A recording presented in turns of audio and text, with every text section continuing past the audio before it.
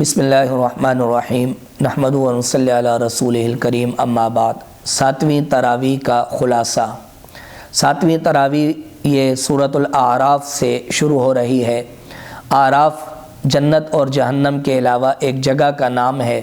ایک جگہ پر قرآن کریم میں اس مقام کو بیان کیا گیا، اسی کی مناسبت سے اس کا نام سورہ اعراف ہے۔ 206 آیات مبارکہ پر مشتمل ہے۔ اس میں ابتداً اللہ رب العزت نے قرآن کریم کی عظمت کو بیان فرمایا، جن لوگوں پر عذاب آیا ان کے احوال بیان کیے گئے۔ پھر اللہ رب العزت نے انسان پر جو نعمتیں فرمائی اور انسان کی تخلیق کو بیان کیا گیا۔ اس سے آگے اللہ رب العزت نے انسان کو سجدہ نہ کرنے کا شیطان کا واقعہ بیان فرمایا۔ حضرت آدم علیہ السلام کو شیطان نے سجدہ کرنے سے انکار کیا، اللہ رب العزت نے اسے اپنے دربار سے نکال دیا۔ پھر اس نے حضرت آدم اور حضرت حوا کو وسوسہ ڈال کر جنت سے نکالنے کی کوشش کی، اس واقعہ کو بیان کیا گیا۔ اور حضرت آدم و حوا علیہ السلام نے جو اللہ تعالیٰ کی طرف رجوع کیا، پھر اسے بیان کیا گیا۔ اس سے اگلے رکوع میں اللہ رب العزت نے لباس کو اپنی خاص نعمتوں میں شمار فرمایا اور اس کے ساتھ حکم دیا کہ جہنم کی طرف تمہیں نہ لے جائے شیطان کی اتباع کرنا، جیسا کہ حضرت آدم اور حضرت حوا کو اس نے پھسلا دیا تھا، وہ تمہیں بھی کہیں رائے حق سے گمراہ نہ کر دے۔ پھر اللہ رب العزت نے ان لوگوں کی مذمت بیان فرمائی کہ جو لوگ بے حیائی اور فحاشی کا ارتکاب کرتے ہیں اور اسے نعوذ باللہ اللہ تعالیٰ کی طرف منسوب کرتے ہیں۔ اس کے بعد مسجد کے پاس زینت اختیار کرنے اور جائز زیب و زینت اختیار کرنے کا حکم دیا گیا۔ اور پھر آگے اللہ رب العزت نے جو چیزیں حرام ہیں، شرک کرنا اور بے حیائی اور فحاشی کا ارتکاب کرنا اور کسی کو ناحق قتل کرنا وغیرہ، یہ محرمات اللہ رب العزت نے بیان فرمائی۔ اور پھر رسولوں کی اتباع کرنے کا حکم دیا گیا۔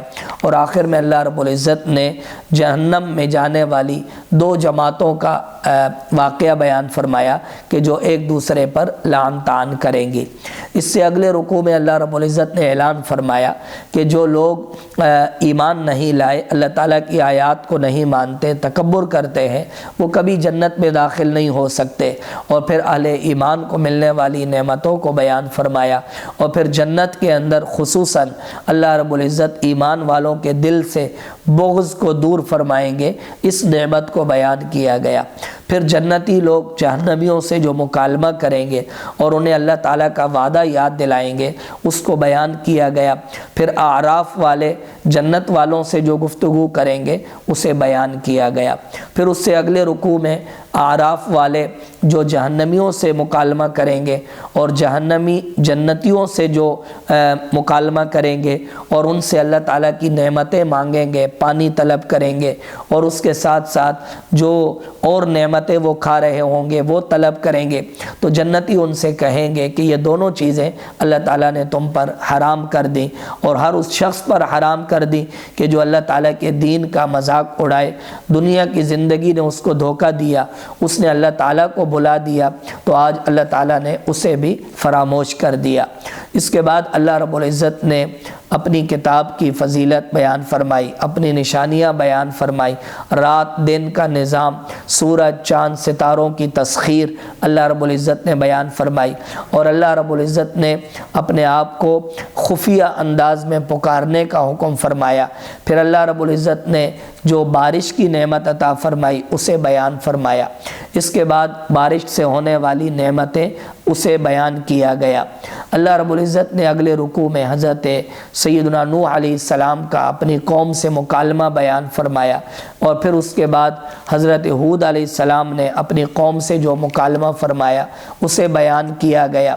پھر حضرت صالح علیہ السلام نے اپنی قوم کے ساتھ جو مکالمہ فرمایا اور اپنی آنے والی بطور نشانی اور معجزہ کے اونٹنی کی حفاظت کرنے کا حکم دیا، اور بالآخر انہوں نے اس اونٹنی کو ذبح کر دیا اور یوں اللہ تعالیٰ کا عذاب ان پر آیا، اس بات کو بیان کیا گیا۔ اس سے اگلے رکوع میں حضرت لوط علیہ السلام کا ذکر ہے کہ جن کی قوم ہم جنس پرستی جیسے عذاب میں اور ہم جنس پرستی جیسے گناہ میں مبتلا تھی، تو اللہ رب العزت نے ان پر عذاب نازل فرمایا۔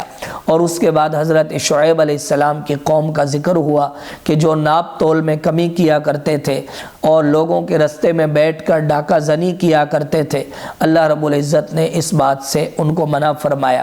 آگے 9ویں پارے کی ابتدا ہے جس میں انہوں نے شعیب علیہ السلام کو اپنے دیش سے نکالنے کی بات کی، تو اللہ رب العزت نے ان پر عذاب نازل فرمایا اور یوں وہ قوم ساری ہلاک برباد ہو گئی۔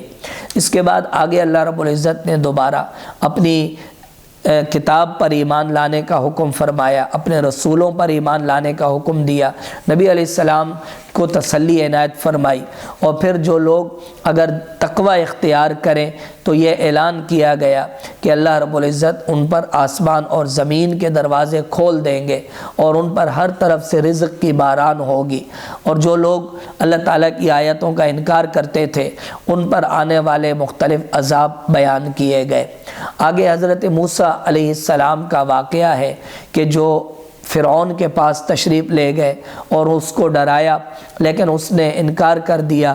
بالآخر جادوگروں کے ساتھ مقابلہ ہوا اور حضرت موسیٰ علیہ السلام کو اللہ تعالیٰ نے غلبہ عطا فرمایا، اور یوں وہ جادوگر مسلمان ہوئے اور اللہ تعالیٰ کے سامنے سجدہ ریز ہوئے۔ اس سے اگلے رکوع میں حضرت موسیٰ علیہ السلام کے بارے میں فرعون کے سرداروں نے جو کہا کہ آپ نے ان کو چھوٹ دے رکھی ہے، آپ ان کو زمین پر باقی نہ رہنے دیں، تو اس نے کہا کہ میں ان کی عورتوں کو قتل کر دوں گا، ان کی عورتوں کو باقی رکھوں گا اور ان کے مردوں کو قتل کر دوں گا۔ حضرت موسیٰ علیہ السلام نے اپنی قوم کو صبر کی تلقین فرمائی۔ اس سے آگے قوم فرعون پر آنے والے مختلف عذاب بیان کیے گئے، طوفان کا عذاب، قحط کا عذاب اور ٹڈیوں کا عذاب، خون کا عذاب، یہ جوؤں کا عذاب، مختلف قسم کے عذاب ان پر آئے۔ انہوں نے حضرت موسیٰ علیہ السلام سے درخواست کی، موسیٰ علیہ السلام کی دعا سے اللہ تعالیٰ نے وہ عذاب دور کر دیے، لیکن انہوں نے جھٹلایا تو اللہ رب العزت نے انہیں غرق آب کر دیا، وہ پانی میں غرق ہوئے، اور اس طرح اللہ تعالیٰ نے کمزور لوگوں کو حکومت عطا فرمائی، اور حضرت موسیٰ علیہ السلام کی قوم کو اللہ رب العزت نے وہاں کی بادشاہت اور مصر کی بادشاہت عطا فرمائی۔ اس سے اگلی آیات مبارکہ میں حضرت موسیٰ علیہ السلام کا کوہ طور پر 40 دن تک جا کر اعتکاف کرنا مذکور ہے۔ انہوں نے اللہ تعالیٰ سے درخواست کی کہ میں آپ کو دیکھنا چاہتا ہوں، لیکن اللہ تعالیٰ نے فرمایا آپ مجھے نہیں دیکھ پائیں گے۔ چنانچہ اللہ تعالیٰ نے پہاڑ پر تجلی ظاہر فرمائی، جس سے وہ پہاڑ ریزہ ریزہ ہو گیا۔ حضرت موسیٰ علیہ السلام بے ہوش ہوئے، اور پھر جب آپ ہوش میں تشریف لائے تو آپ نے اپنے لیے مغفرت طلب کی۔ اللہ تعالیٰ نے آپ کو چند تختیاں عطا فرمائی جن میں ہدایات درج تھیں، اور قوم کو مضبوطی کے ساتھ وہ تھامنے کا حکم فرمایا۔ اس سے اگلے رکوع میں اللہ رب العزت نے ان لوگوں کی مذمت بیان فرمائی کہ جنہوں نے بچھڑے کو اپنے لیے معبود بنا لیا تھا۔ حضرت موسیٰ علیہ السلام کی قوم کے لوگوں نے اپنے لیے ایک گائے کو اور بچھڑے کو خدا بنا لیا تھا، ان لوگوں کی مذمت بیان کی گئی۔ موسیٰ علیہ السلام جب واپس تشریف لائے تو حضرت ہارون علیہ السلام کو ڈانٹا اور انہوں نے مغفرت اور معافی کی درخواست کی، جس پر حضرت موسیٰ علیہ السلام نے ان کے لیے اللہ تعالیٰ سے معافی طلب کی۔ اس کے بعد اگلے رکوع میں ان لوگوں کے لیے عذاب علیم بیان کیا گیا اور ذلت کا اعلان کیا گیا جنہوں نے بچھڑے کو اپنا معبود بنایا تھا۔ پھر حضرت موسیٰ علیہ السلام نے 70 بندوں کو منتخب کیا اور انہیں کوہ طور پر لے جا کر معافی طلب کرنے کے لیے ساتھ لے گئے، لیکن رستے میں ان پر اللہ تعالیٰ نے موت طاری کر دی۔ پھر حضرت موسیٰ علیہ السلام کی دعا سے دوبارہ اللہ تعالیٰ نے انہیں زندگی عطا فرمائی۔ اس سے اگلے رکوع میں اللہ رب العزت نے نبی علیہ السلام کی عظمت فضیلت بیان فرمائی اور آپ کو تمام انسانوں کے لیے رسول اور تمام انسانوں کے لیے نبی قرار دیا۔ پھر حضرت موسیٰ علیہ السلام کا واقعہ ہے کہ وہ قوم کے ساتھ جا رہے تھے، قوم نے پانی طلب کیا تو اللہ تعالیٰ نے ایک پتھر پر لاٹھی مارنے کا حکم دیا، اس سے 12 چشمے جاری ہوئے، اور پھر اس کے ساتھ ساتھ ایک بستی میں عاجزی کے ساتھ اور مغفرت کی دعا کرتے ہوئے داخل ہونے کا حکم ہوا۔ اس واقعہ کو بیان کیا گیا۔ اس کے بعد اللہ رب العزت نے بنی اسرائیل کا ان لوگوں کا تذکرہ فرمایا کہ جو لوگ اللہ تعالیٰ کی نافرمانی کیا کرتے تھے، اللہ تعالیٰ کی آیات کو جھٹلایا کرتے تھے، اللہ تعالیٰ نے ان کو بندر اور خنزیر بنا دیا، اور جو لوگ ان کو منع کرتے تھے اللہ تعالیٰ نے ان کو نجات عطا فرمائی۔ اور پھر آخر میں اللہ رب العزت نے اس قرآن کریم کی عظمت اور اس کی فضیلت کو اجاگر فرمایا۔ اللہ رب العزت نے اپنی اس کتاب مبارک میں اس کے بعد وہ وعدہ یاد دلایا کہ جو آدم علیہ السلام اور ان کی ذریت سے لیا گیا تھا، یعنی عالم ارواح میں اللہ تعالیٰ نے جو وعدہ لیا اسے بیان کیا گیا۔ اس کے بعد بلعام بن باعورہ ایک بنی اسرائیل کا شخص تھا جس نے دنیا کے مال کی خاطر موسیٰ علیہ السلام کے لیے بد دعا کی، بالآخر اللہ تعالیٰ نے اسے عذاب دیا اور اس کے عذاب کو بیان کیا گیا۔ پھر انسانوں اور جنات میں بہت سارے لوگ جو جہنم میں جائیں گے ان کا ذکر ہوا، اور ان کو اللہ تعالیٰ نے جو آنکھ، کان اور زبان اور ہاتھوں کی جو نعمت عطا فرمائی، دل کی نعمت عطا فرمائی، اور انہوں نے اس کو کام میں نہیں لایا، اس بات کو بیان کیا گیا۔ اس کے بعد آگے اللہ رب العزت نے دوبارہ کفار کی چند باتوں کو ذکر فرمایا، اور قیامت کب آئے گی اس کا علم صرف اللہ کو ہے، اس بات کو بیان کیا گیا۔ اور اس کے ساتھ ساتھ نبی علیہ السلام کو یہ اعلان کرایا گیا کہ آپ اعلان فرما دیجئے کہ میں نفع اور نقصان کا مالک نہیں ہوں، اگر میں غیب جانتا تو بہت ساری نفع کی چیزوں کو اپنے لیے جمع کر لیتا۔ اس کے بعد اگلے رکوع میں اللہ رب العزت نے انسان کی ناشکری کو بیان کیا۔ جو اللہ تعالیٰ سے اولاد مانگتا ہے، نیک اولاد اور اچھی اولاد مانگتا ہے، جب اللہ تعالیٰ اسے اولاد دے دیتے ہیں تو پھر اسے دوسروں کی طرف منسوب کر کے اللہ تعالیٰ کے ساتھ شریک ٹھہرانے لگتا ہے۔